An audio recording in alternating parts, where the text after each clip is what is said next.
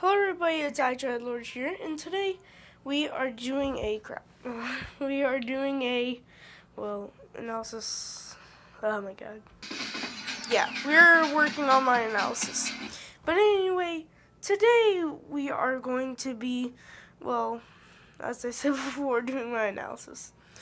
Basically, I'm going to do 2 episodes on my story, then the rest on my actual feats and pretty much weapons and all that. Well, anyway, let's begin. Dreadlord was just a person. Oh, crap. Everything's interrupting me today. But anyway, Dreadlord was just a normal being. He was actually a single piece of DNA.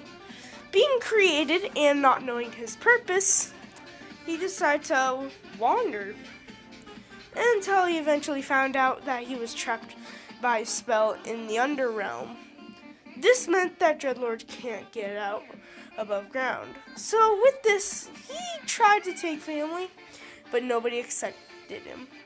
So whenever one day he had enough, he was about to just kick down the door and just take revenge. Till one day, a man picked him up, and without Dreadlord's knowing, he actually came across a man named Zan, who he eventually thought was his father, until he grew up and he realized he was adopted. And so Dreadlord was on to his quest. After being manipulated in a time machine, he has actually grown further and further than a normal person, now being up to 10,000 years old. Now, with Dreadlord, he has faced many foes. He's faced Godzilla, the Eye of Cthulhu, Darth Vader, Mr. Incredible. You name it, you can guess it. But here's some I will name. Zero. Chaos from... yeah, I believe y'all get it now. But yeah, Dreadlord is one fine piece of art. Except he's not. After this, he has been lacking in defense.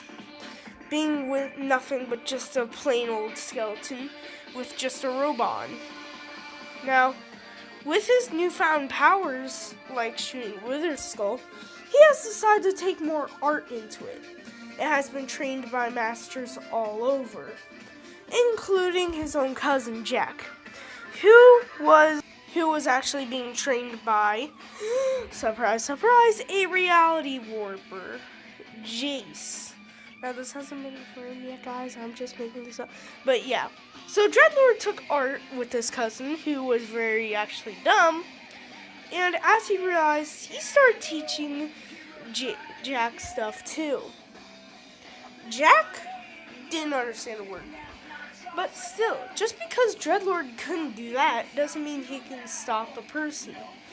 Now, one particular fight was with Death Kid. With this, he had actually struggled for the first time he had. Now, Dreadlord never felt this before, so he decided to take experimental and just quit the battle. Now, just because he quit the battle doesn't mean he lost the match. Dreadlord still one day wants to take vengeance and a rematch for Death Kid. Now, while with this, he has faced and been in many teams.